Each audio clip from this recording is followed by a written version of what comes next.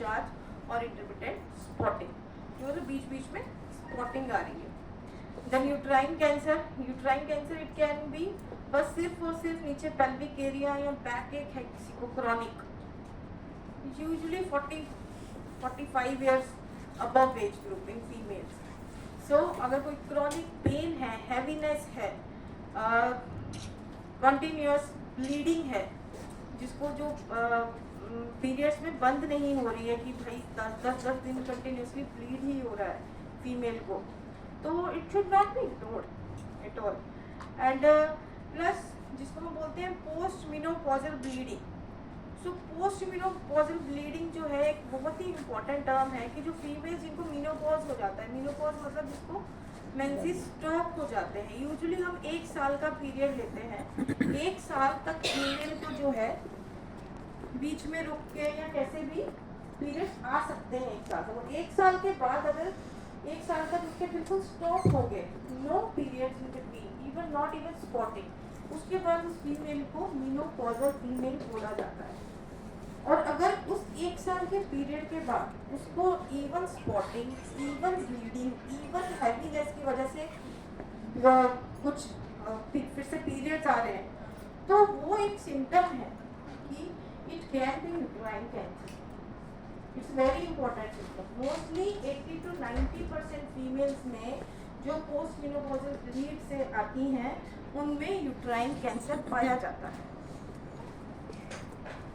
Then third one is the ovarian cancer. Ovarian cancer में usually क्या होता है कि फीमेल को bloating, heaviness in the abdomen, after taking meals she will feel heavy and satiety आ जाती है उसको बहुत ज़्यादा कि भाई थोड़ा सा खाना खाती हूँ मेरा पेट जो है बहुत भारी भारी रहता है, पेट में हल्की मीठी मीठी जिसको दर्द कहते हैं कि ऐसे ही हो रही होगी। ये चीज़ें पहले के टाइम पे क्या होता था कि शायद हम बहुत ज़्यादा इग्नोर करते थे, नहीं पता चलती थी, लेकिन अब के टाइम पे ये इतने कॉमन है कि और इसका इलाज इतना ज़रूरी है क्योंकि your family is dependent on you and you are the main person of the family. तो अगर आप अपने ये सिम्टम्स अगर ये इग्नोर करोगे तो उससे जो है फैमिली को भी प्रॉब्लम होगी। So the symptoms are bloating, pelvic abdominal pain, feeling of fullness quickly, खाना खाने के बाद भारीपन लगता है, then even urgency and frequency, मतलब बार बार पेशाब आता है और या बार बार आप जाते हो बाथरूम लेकिन पूरी तरह से आप कर नहीं पाते हो, ठीक है। तो it can be one of the symptom of ovarian cancer. It's not always but it can be. So अगर हम कैंसर के फीमेल कैंसर्स की अगर हम बात करें, गायनेकोलॉजिकल कैंसर्स की, उनकी हमें डायग्नोसिस कैसे करनी है।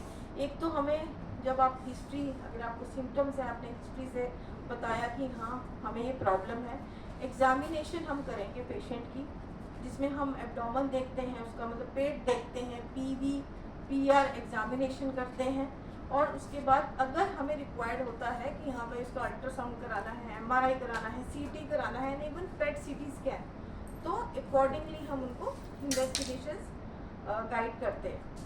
मोस्ट इम्पॉर्टेंट जो इसमें एक इम्पॉर्टेंट कंपोनेंट है एग्जामिनेशन का भी बोलेंगे, इन्वेस्टिगेशंस का, वो है cervical pap smear.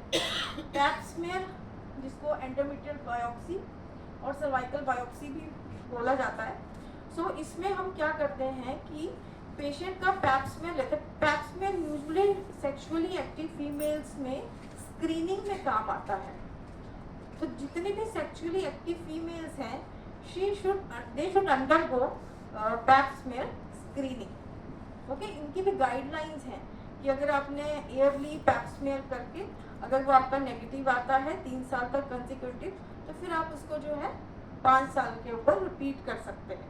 So it is a very important component. और सर्वाइकल कैंसर की ही मैं क्यों बात करूँगी, क्योंकि 8 से 10 females will get infected with HPV infection in her whole lifetime। मतलब कि अगर यहाँ पे 10 में से जो 8 होते हैं उनको HPV की इन्फेक्शन होगी ही होगी उनके पूरे लाइफ टाइम स्पैन में। और HPV वायरस की वजह से ही सर्वाइकल कैंसर होता है 80 to 90% केसेस। तो this is a relation with it, इसलिए सर्वाइकल पैप में बहुत इम्पोर्टेंट है। अगर हम ट्रीटमेंट की बात करें तो ट्रीटमेंट में surgery is the main component अगर स्टेज 1 स्टेज 2 में आता है। देन उसके बाद हम कीमोथेरेपी, रेडियोथेरेपी, हार्मोनल थेरेपी या अदर चीज़ें जो हैं वो देते हैं पेशेंट को।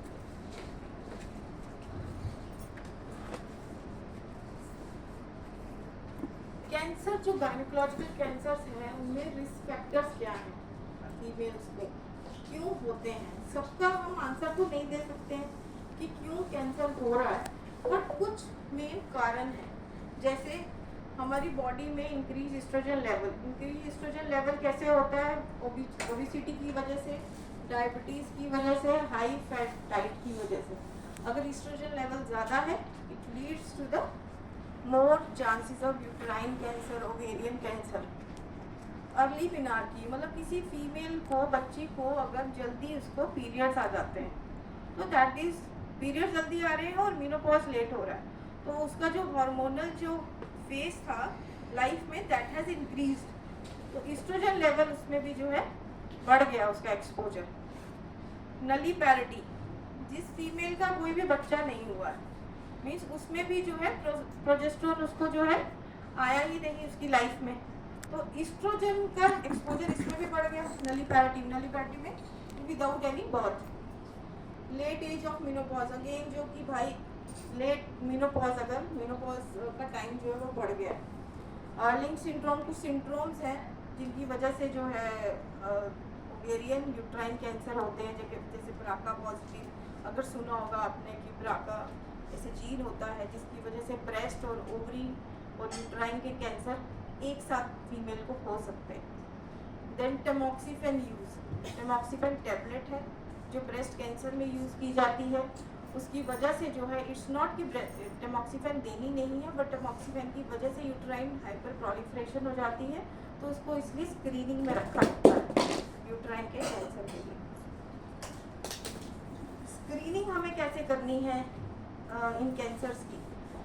सबसे पहले जो इम्पोर्टेंट कंपोनेंट है मैं हमेशा सबको कहती हूँ कि रिपोर्ट योर सिम्टम्स। आपको ऐसे कोई भी सिम्टम्स आ रहे हैं तो आप ज़रूर उन सिम्टम्स को रिपोर्ट करिए, डॉक्टर को दिखाइए, डॉक्टर के पास जाइए, उनको इग्नोर नहीं करना। एनुअल स्क्रीनिंग प्रोग्राम जैसे सर्वाइकल कैंसर स्क्रीनिंग, एब्डोमेन के लिए या और भी बाकी कैंसर्स के लिए जो प्रोग्राम्स है वो ज़रूर करवाइए, क्योंकि उनसे ही जो है आपका तभी हम अर्ली स्टेजेस में कैंसर पकड़ पाएंगे rather than 3rd 4th stage में। फैमिली स्क्रीनिंग, अगर किसी के फैमिली में कोई कैंसर की हिस्ट्री है, कोई रन कर रहा है ऐसा कैंसर जो आपको पता है, तो definitely go for family screening, that is important component. And blood test से कुछ मार्कर्स होते हैं, ट्यूमर मार्कर्स जैसे CEA, CA-125 और भी मार्कर्स होते हैं, बट यूजुअली ये दो जो है CEA जैसे यूट्राइन कैंसर के लिए और CA-125 ओवेरियन कैंसर के लिए हम यूज़ करते हैं। Prevention is again don't ignore your symptoms. Healthy lifestyle, सबको पता है हेल्दी लाइफस्टाइल, बट हम करते नहीं हैं, कर भी नहीं पाते हैं शायद, तो हेल्दी लाइफस्टाइल करना है लेकिन ज़रूर। और वैक्सीनेशन, HPV की वैक्सीनेशन, सर्वाइकल कैंसर ही सबसे ज़्यादा कॉमन है फीमेल्स में। अगर गायनेकोलॉजिकल कैंसर की बात करें तो HPV वैक्सीनेशन अपनी जितनी भी बच्चियां हैं 9 से 13 साल उनको ज़रूर वैक्सीनेट कराओ HPV वैक्सीनेशन के लिए अगेंस्ट। सिर्फ मेल्स नहीं, फीमेल्स नहीं, मेल्स को भी, बच्चों को भी आप जो है HPV वैक्सीनेशन लगा सकते हैं। अगर हम फीमेल्स की बात करें तो even up to 45 years of age तक जो है वैक्सीनेशन कर सकते हैं, ठीक है। सो ये सारा हमारा ज्ञान की बातें हो गई। आई होप कुछ आपको समझ आया होगा जो मैंने बताया।